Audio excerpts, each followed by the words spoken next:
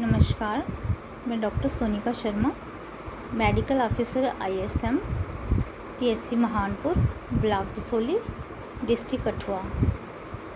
आज 7th international yoga day पर मैं आप सबको बहुत बहुत बधाई देती हूँ। साथ ही मैं योग और आयुर्वेद के बारे में आपको कुछ बताना चाहती हूँ।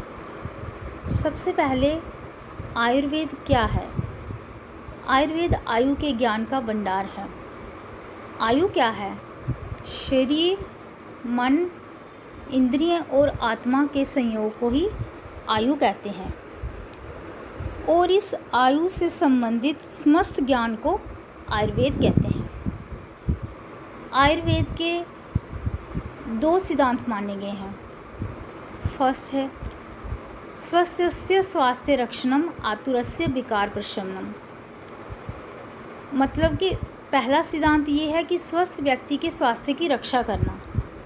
जो ऑलरेडी स्वस्थ है उसको स्वस्थ ही रखना, किस तरह से वो स्वस्थ रह पाए। Prevention is better than cure. और सेकंड, रोगी को रोग मुक्त करना। अगर किसी को कोई डिजीज़ है तो उसको क्योर करना। ये 2 ही सिद्धांतों पे मेन आयुर्वेद चिकित्सा है। और आयुर्वेद के अंदर ही अष्टांग योग है माना गया है। मतलब योग के 8 अंग माने गए हैं। यम, नियम, आसन, प्राणायाम, प्रत्याहार, धारणा, ध्यान और समाधि। योग के इन 8 अंगों को अपनाकर इनको हम अपनी डेली रूटीन में इनको करके हम शारीरिक और मानसिक रूप से अपने आप को स्वस्थ रख सकते हैं। क्योंकि संसार के सभी इम्पॉर्टेंट कार्य जो हैं, जैसे धर्म, अर्थ, काम और मोक्ष, जिसके लिए हम सब लोग जो मनुष्य है ये इसके पीछे भागता रहता है। और इन कार्यों की सिद्धि या प्राप्ति कैसे होगी? एक स्वस्थ शरीर और दीर्घायु के द्वारा ही हम सब ये कार्य पूर्ण कर सकते हैं। और स्वस्थ शरीर और दीर्घायु के लिए हमें अष्टांग योग और आयुर्वेद को अपनाना पड़ेगा। योग के द्वारा हम शारीरिक और मानसिक रूप से अपने आप को स्वस्थ रख सकते हैं। क्योंकि शरीर और मन दोनों का आपस में संबंध है। अगर हम शारीरिक रूप से स्वस्थ हैं लेकिन मानसिक रूप से स्वस्थ नहीं हैं तो उसका इफ़ेक्ट हमारे शरीर पे पड़ेगा। लेकिन अगर हम मानसिक रूप से स्वस्थ हैं और शारीरिक रूप से नहीं है, उसका भी इफ़ेक्ट हमारे शरीर पे पड़ेगा। अगर हम शारीरिक ठीक है, मानसिक ठीक नहीं है तो भी हम कोई भी कार्य ठीक तरह से नहीं कर पाएंगे।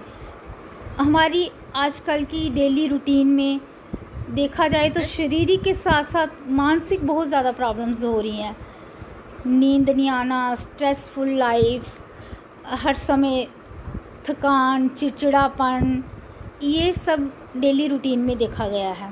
और इन सब प्रॉब्लम्स को भी हम धारणा, ध्यान, समाधि के अभ्यास के द्वारा इनको दूर कर सकते हैं। कोविड-19 का पैंडमिक ये जो अभी चल रहा है, इसमें भी योग और आयुर्वेद का एक बहुत ही महत्वपूर्ण योगदान रहा है और आगे भी रहेगा। योग से हम अपने शरीर की इंटरनल जो अपनी अंदरूनी ताकत, इम्यूनिटी है, उसको स्ट्रांग रख सकते हैं।